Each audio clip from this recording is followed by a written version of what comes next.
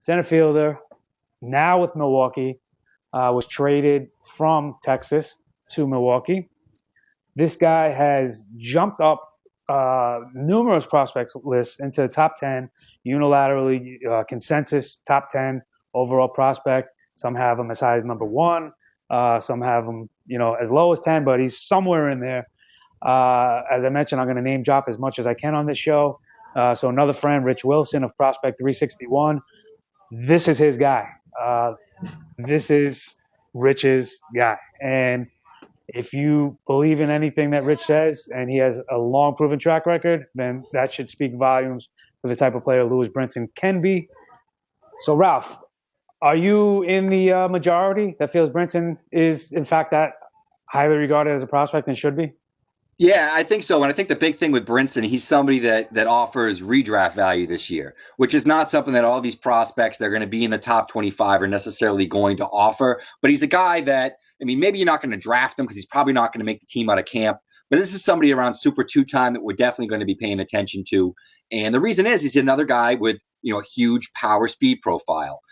He struggled a little bit at Round Rock last year. I was not a huge Brinson fan, though I was a fan of him. Any of these guys, it's, an athlete, I believe he, had a wrist or a hand injury early on in 2016 that sapped some of his power. That started to come back at Colorado Springs, which is where the Brewers minor league AAA affiliate is. It's one of the better hitting environments in the minor leagues, but the guy destroyed it when he got there. He was hitting 500 for the first month or so in Colorado Springs. He's somebody that brings a significant power speed profile. Baseball America just did their Brewers Top 10, and this was a guy that, had a 60 grade hit tool, 60 grade power, 60 grade speed. That is sexy from a fantasy baseball perspective. He is definitely with my top 10, and I would do anything I can to own him. Though if I did own him with the sort of value he has right now, especially as we get into prospect season and these top 100 lists are coming out, I would explore trading him before the season because you may be able to get a bounty for him. You know what? Absolutely. And that's exactly my feeling. And the reason I say that is because he's a lifetime 272 batter from rookie through AA ball. And then, remarkably, he's batted 395 in AAA. So small sample, it's only 31 games. So you see the good and the bad there. It actually kind of makes no sense that he's batting nearly 400 in AAA and yet only 272 in every other level of the minors.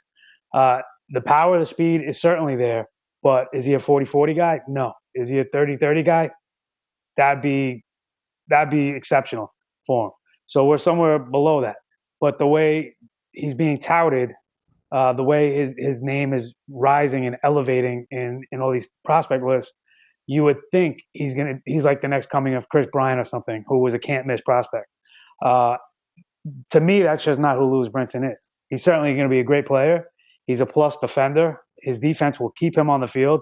If Keon Broxton does wind up being Milwaukee's center fielder, Brinson is the type of athlete that will push Broxton out of center over to one of the corner spots because that's how good Brinson is on defense.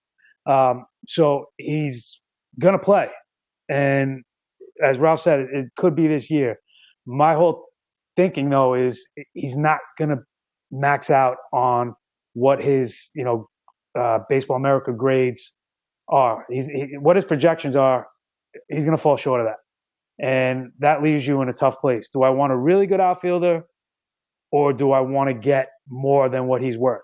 And if you want to get more than what he's worth in a dynasty league, now is the time to start considering trading him before he gets called up. And, if he does live up to all that hype and expectation, you still probably got something good for him. So it'll be a wash. You just won't have him on your team. But if he falls flat on his face or doesn't live up to that, then you probably got more than you should have. So that's my take with Brinson.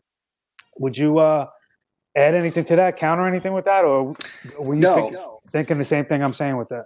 Yeah, and I think you hit the nail on the head. And it's funny, in dynasty leagues, I've noticed that the best time to trade a prospect is when they have all this hyperbole heading into the season, because you can, especially if you have a decent team and you have an opportunity to compete in your league, these are the kind of pieces that you can move off and get excellent value. For example, I have one league where I traded Lucas Giolito going into last season when he had a ton of hype for Matt Carpenter. I ended up competing. I finished second in that league.